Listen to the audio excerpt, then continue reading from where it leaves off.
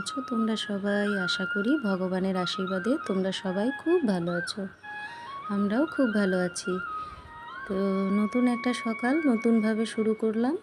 সাথে থেকো, তোমরা পাশে থেকো। তো দেখো, এত খারাপ সময়েও চুটকি একটা গাছ উঠেছে,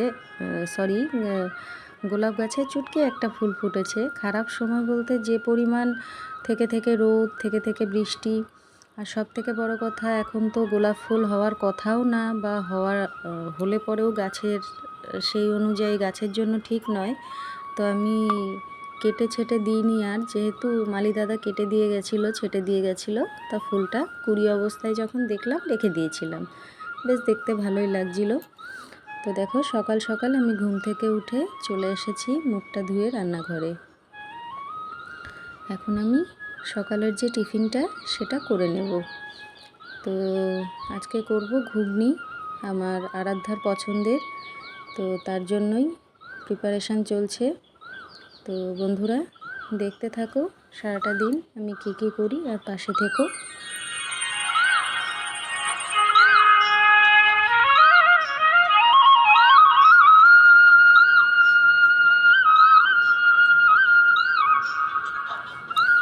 তো দেখো, আমি ঘুগনি বানিয়ে নিয়েছি। এখানে দিদি লুচি করে নিয়েছে। তো গতকাল রাতে আরাধ্যা বম্মাকে বলেছিল, বম্মা আমি কিন্তু লুচি খাবো ঘুগনি দিয়ে। তো তার জন্য তার বম্মা ঘুগনি হবে দেখে লুচি করে রেখেছে। আর ঘুগনিটাও করেছিল, ওই সেদ্ধ করে রেখেছিল মটরগুলো। তো যাই হোক, মানে এত বৃষ্টি হয়েছে ঘরের ভিতরে, কি বলবো, চতুর্দিকে এত জল যে ঝাড়ু সরছে না, এমন পরিস্থিতি। তো যাই হোক, সেই অবস্থাতে আমি ঝাড়ু টাড়ু কমপ্লিট করে নিয়েছি, নিয়ে টিফিনটা খেয়ে নিয়েছি। তারপর স্নান সেরে চলে এসেছি রান্নাঘরে। মাঝখানে দেখলে আরাধ্যাকে বলে ওকে একটু খাইয়ে নিলাম। এখানে দেখো আমার আরাধ্যা কী করেছে, ডিমের যে ট্রে এসেছিলো সেই ট্রেটা খালি করে রেখে ডিমগুলো সব জায়গা মতো ভরে দিয়েছে।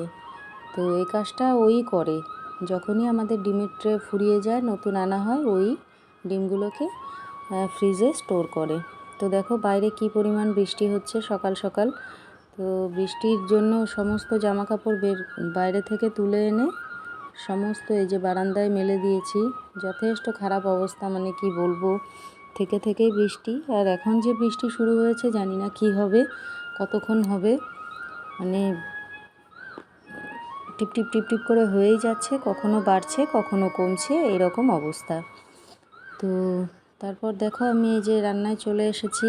তো দই দিয়ে মাছটা হয়ে গেছে, ডাল টাল গরম হয়ে গেছে। এখানে আমি ওই কচুর শাকটা করছি ইলিশ মাছের মাথা দিয়ে। এর আগে যেদিন ইলিশ মাছ আনা হয়েছিল, মাছ তো খাওয়া হয়ে গেছে, মাথাগুলো রয়ে গেছে।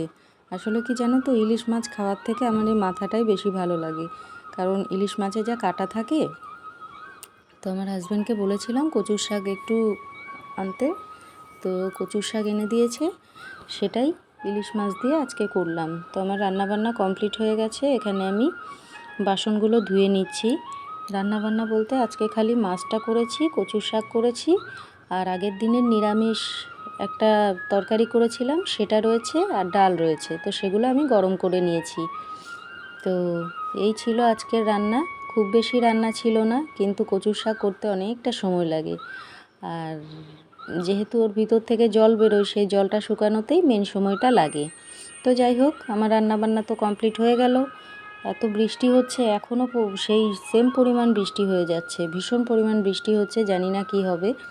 তো দেখো, আমি ঘরের জানলাগুলো সকালে খোলা ছিল, কিন্তু আবার জানলাগুলোকে বন্ধ করে রাখা হয়েছে, নইলে ঘরে মানে জল পড়ছে জানলা দিয়ে, মানে হ্যাচলা এসে পুরো বিছানা ভিজে যাচ্ছে, বা ঘরের মেঝেতে জল পড়ছে। তো তার জন্য জানলাগুলো বন্ধ রেখেছিলাম। এখন একটু মোছার জন্য, যতই বৃষ্টি হোক একটু তো মুছতেই হয়, ধুলোবালি থাকে, হয়তো আবার ভিজবে, কারণ যে পরিমাণ বৃষ্টি হচ্ছে বাইরে। কিন্তু আমার কাজ তো আমি করে দিই, বাকি ভিজবে, কি করা যাবে। তবে একটু যদি ঘরের ভিতরে হাওয়াটা আসে, সেই কারণেই জানলাটা খুলে রাখলাম, কারণ ঘরের ভিতর হাওয়াটাও তো ঢোকা জরুরি, যতই বৃষ্টি পড়ুক। তো যাই হোক ফ্যান চালিয়ে দিয়েছি, এদিকে ঘর মুছে নিলাম, ঘরটার মোছা হয়ে গেছে। এবার আমি চলে গেছি স্নানে। তো স্নান সেরে চলে এসেছি। এখানে আমার মেয়েদের সঙ্গে বকবক করছিলাম, কারণ ওরা একটা ইম্পর্টেন্ট কাজ করছে, ওদের ভাষায় এটা ইম্পর্টেন্ট কাজ। তো দেখো ওরা কি করছে।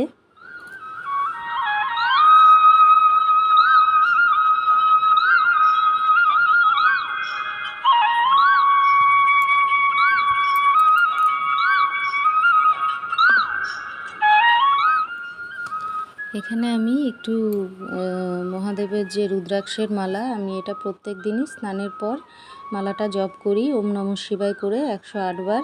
তো সেটাই করে নিলাম। তারপর চলে এসেছি আবার আমাদের ঘরে, অপেক্ষা করছি আমার হাজব্যান্ডের জন্য। ও তোমাদের দেখাতেই ভুলে গেছি আমার মেয়েরা কি করছে। তো দেখো ওরা কি করছে। সেটা হলো ভ্যাসলিন নিয়ে আর সম্ভবত আমার লিপস্টিক নিয়েছে, সেটা দিয়ে ওরা মোমবাতিতে আগুন জ্বালিয়ে সেই চামচের ওপর রেখে ওটাকে গলিয়ে নিয়ে জানি না কি করবে। শুনলাম তো লিপ বাম বানাবে, এত লিপ বাম কিনে আনা হয় কিন্তু ওদের হাতে বানাতে হবে। যাই হোক বানাক, কোনো অসুবিধা নেই। তো ফাইনালি আমার হাজব্যান্ড চলে এসেছে, আইসক্রিম নিয়ে এসছে আমার জন্য। তো ওদের জন্য কর্ন এনেছে, আমার জন্য এই কাঠি দেওয়া আইসক্রিমটা এনেছে। আমি বলেছিলাম আগের দিন যে গোটা আইসক্রিমটা খাওয়ার পর না আমার পেট ভীষণ ভরে যায়, দুপুরে খেতে ইচ্ছা করে না, তুমি আমার জন্য এনো না। তো নিজে থেকেই ঠিক করে ছোট সাইজেরই এনেছে, যাতে করে পেট বেশি না ভরে। তো দুপুরে আমরা খেতে বসে গেছি। দেখো রান্নায় কি কি আছে আগেই বলেছি, তো সেই সবই রয়েছে। তো চলো বন্ধুরা দুপুরের খাওয়া দাওয়াটা সেরে নিই।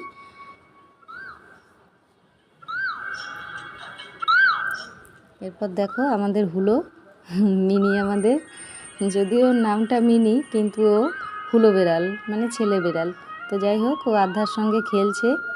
ওর সব থেকে বড় খেলার সাথী আমার আরাধ্যা, কারণ আরাধ্যার সঙ্গে ও বল খেলে, আরাধ্যার সঙ্গে মানে দৌড়াদৌড়ি করে, ওর সমস্ত খেলা আরাধ্যার সঙ্গে। তো যাই হোক আরাধ্যাও খেলছে ওর সঙ্গে।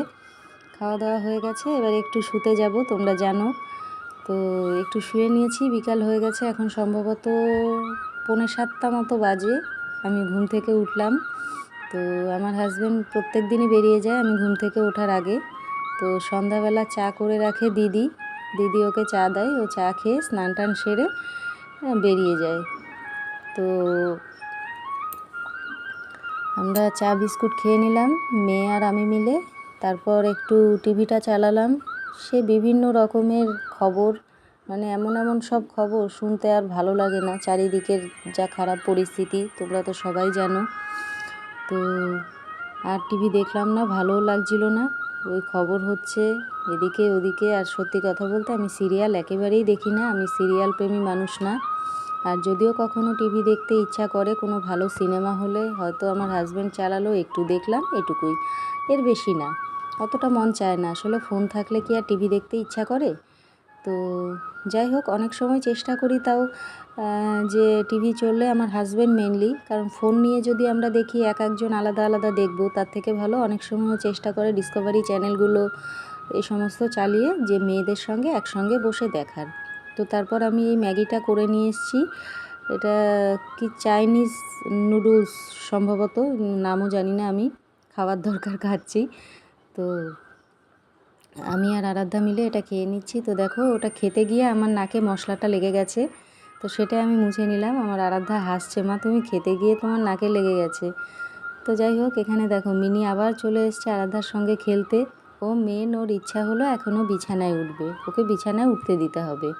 এখানে আরাধ্যা শুয়ে পড়েছে আর মুখে বলছে যা আমার বুকের ওপর দিয়ে যা, দেখি তোর কত বড় সাহস। তো চুপ করে শুনছে, জানি না ও বুঝতে পারে কি না, তবে চুপচাপ শুনছে।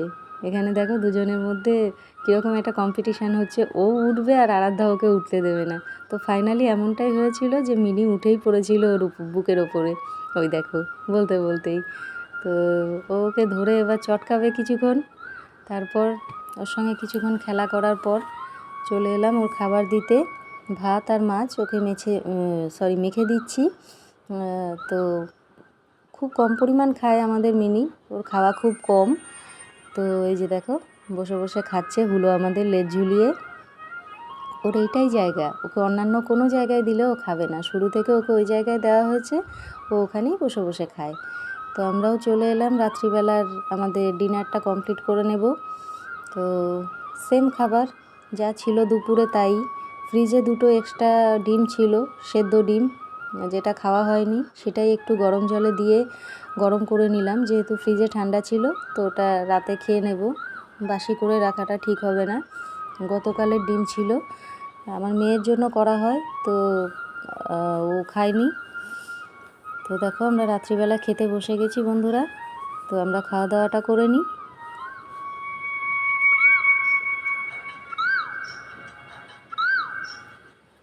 এখানে দেখো আমাদের মিনি খেয়ে দিয়ে এসে আমাদের খাটের তলায় শুয়ে আছে, ঘুমিয়ে পড়েছে।